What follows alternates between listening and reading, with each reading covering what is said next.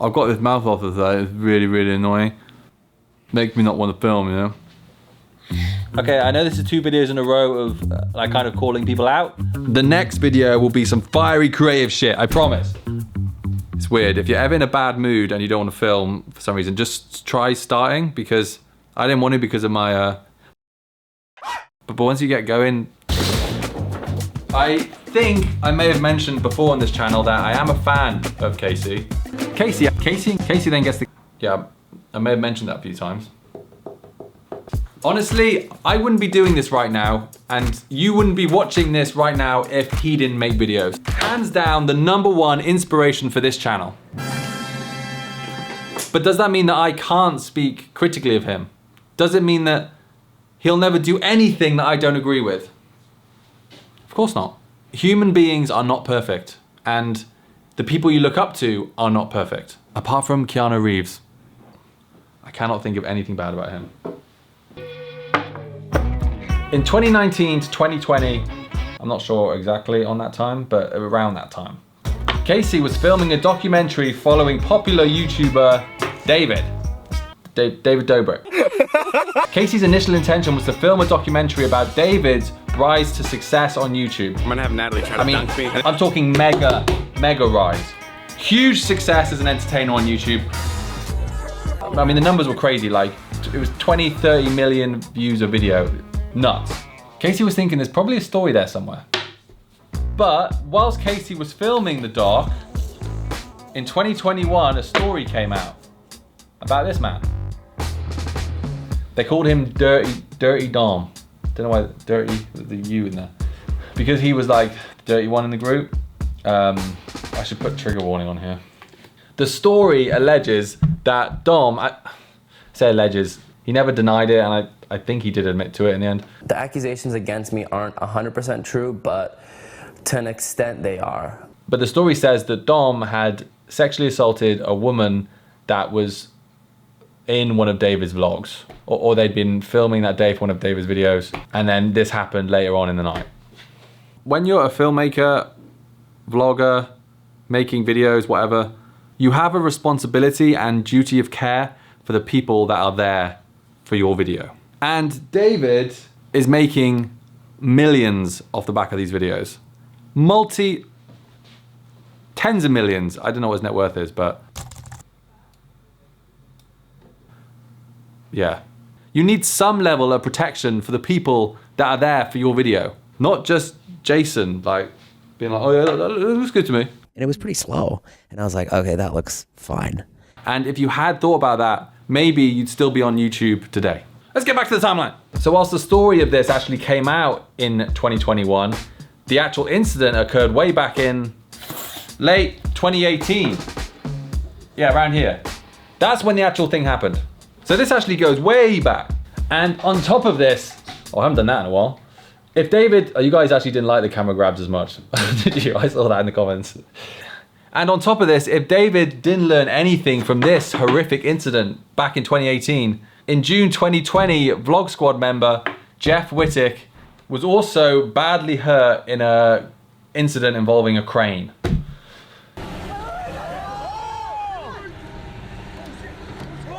Being operated by David. Basically, the idea was that Jeff was being swung around. I think David maybe pushed it a bit too far, and then Jeff's like came around and hit his head on the bar, and like his eye and like brain. Well, yeah, I nearly died. Was like I shattered my head. All of it. And skull and face in 9 places. So I have a whole bunch of metal plates in here now. Fucked. Casey, now you actually have an interesting documentary on your hands. The rise and fall of one of the biggest content creators on the platform. How can human beings get so distracted by views that they lose a basic sense of human morals? How can we as a community on YouTube learn from this? And how can we help educate people who don't make videos about some of these creators' brains and how they work? This is an interesting film now, and it's still not public. It's infuriating. And it has been all this time. This video has been like brewing inside of me. But then, 5 or 6 days ago, I saw Casey's latest interview where he talked about the doc. David is just the comedic timing, everything about his videos are unique, and to this day. You know, this glazing up of David is so easy to see when you're outside looking in, but it's shocking how the guys closer to David can't see it. You know, you've been going through it the last year, and you know, you haven't been the same. We're all worried about you. I feel so bad for you, man. Oh, boo-hoo. Poor little rich man can't use people for his videos anymore. I mean, come on. We're trying to get old Dave back. What do you mean, Jason? No one wants the old David back. The old David back was this kind of thing. Because this happens with the old David. How can you not see that? And if you're not careful, you'll end up doing shit like, Yay, let's go! I'm getting distracted. One interview at a time, Sam. I think he is the greatest comedian that YouTube has ever had. My personal opinion is I would say David was more of a curator of the talent around him. You know? He was like the director of a gallery, you know? He's not necessarily like the art, but he like brings it all together into a show. Still a very important role. David's videos had a large cast. One of the cast members who David had excommunicated from because he was so problematic, it came out that there were very, very legitimate sexual assault allegations against one of his cast members. And that's an oversimplification. There were videos made. There was certainly wrongdoing on myriad people's behalf, including David making a very tongue-in-cheek video about it, even though he didn't understand the totality of the situation. It's very complicated. But the short of it is, you know, there was a bad guy that was platformed by David unknowingly. See, I don't know if that's true. That one very important word, unknowingly. That changes the whole context of what you've just said. I think David did know, and yet he continued to platform Dom. I think you know that as well. I mean, doesn't everyone know that? So the video that was made that was surrounding this incident was taken down on the 27th of February 2019 after the victim had messaged Dom about it. Yet after that date, David continues to include Dom in his videos. So the fact that you say, Casey, that David platformed Dom without knowing about the assault, I don't think that's correct. Why would David take the video down without asking why? You know, I never make excuses for him or how he dealt with it, but those are the sort of the facts on the ground. Those are the facts on the ground, really? Okay, that word, unknowingly, that really matters in this context. Like, there is a big difference platforming a predator and knowing about it versus platforming someone and not knowing about it. Huge difference. So I invite you to revise that statement because they are not the facts on the ground. Let's carry on. When you do talk, you're incredible. You're incredible. You're an incredible communicator. That is the wrong interview again. And I wanted to give David the greatest opportunity I could to speak for himself. And he didn't do a good job. He didn't do a good job at all. Yeah, because it's not what he really thinks. David cannot see that he's done anything wrong. That's why every public apology video he's done hasn't landed well, because he's trying to act like he gets it. And for us outside looking in, it's so easy to see. And you know what? Even a small, tiny part of me feels sorry for him for that. Because one could argue that's not even his fault. That's just how he's wired. And we made that movie, and I think it told the truth of what happened. I mean, it was not my words. It was the people in it telling the truth of what they experienced. And the truth is bad because... I think I'm gonna need to be a bit higher up. Now, just to get the latest possible info to you guys, this story was covered on the H3 podcast yesterday, a few days ago. I talked to Casey this morning. I think the main problem, which he explained to me, is that he's just not found like a good partner yet. Okay, that's fine, but that's not what you said in the interview. He says he doesn't want to post on his YouTube channel because he thinks people will interpret it as like drama, and he wants it to be seen as like a documentary, and it's not like gossip about David or drama. Yeah, okay, see, I get that to some degree, but That's not the same Casey that taught me that you don't need the big corporate guys in suits. You don't need them for you to tell your story. You can do it yourself and reach just as many people because of this. Like, that's the whole point. We don't have those hurdles anymore. And you're the one that taught me that. In fact, it was after winning the biggest award of my career that I just said, fuck it.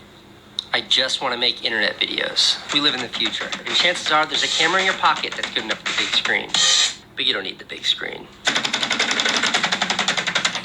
You just said it. 200 people might show up in a movie theater, but put it online, millions. Find an audience. Find a small audience. Slightly less small audience. Find your audience. Tell your story, start a conversation, get that idea out of your head. Point made. Maybe some part of me, as much as I'm ashamed to admit it, is because I still like very deeply love and care for David, and maybe it's about protecting him from himself. But I also feel responsibility to the victim, who I spoke with off the record and showed her the movie before a single person saw it to get her blessing and understanding. And I think that she was very generous in letting me share her story, and I didn't follow through with that. So I'm extremely conflicted about it. Okay, so this, to me, the situation is pretty black and white.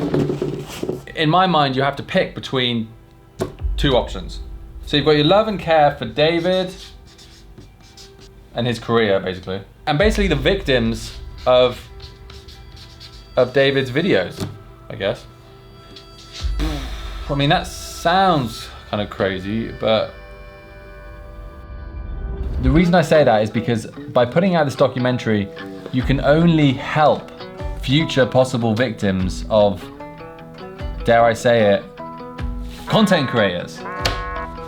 They're a dangerous breed, these content creators. Is the career of David Dobrik worth more than the chance of stopping this from happening to someone else by telling this story? Because that's what stories do.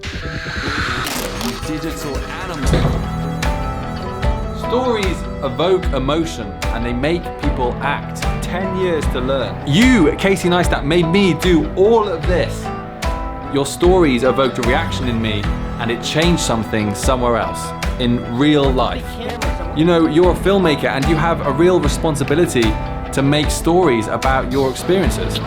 And you were lucky enough to be in the place and have an opportunity to cover this story so that the world can actually learn things from this. And that's what we do as video makers, filmmakers, whatever.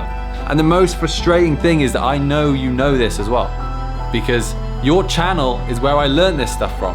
I learned it from you. The more time I spent chasing down the facade of success, the less creating I was actually doing. Because making videos is not, just fun, silly little internet videos. They can change things in a massive way, good and bad. Can you believe it a little bit higher? And it's our responsibility as creators to do that in a way where it's not harmful to others. This is not funny unless someone gets hurt. And also in a way that helps move the space in a positive direction. I put the no. Have you said no to David before? By telling real, true, and powerful stories that will evoke a reaction for change in others. He's not just blessed with his talents, he's also blessed with this insane luck that everything always works out for him.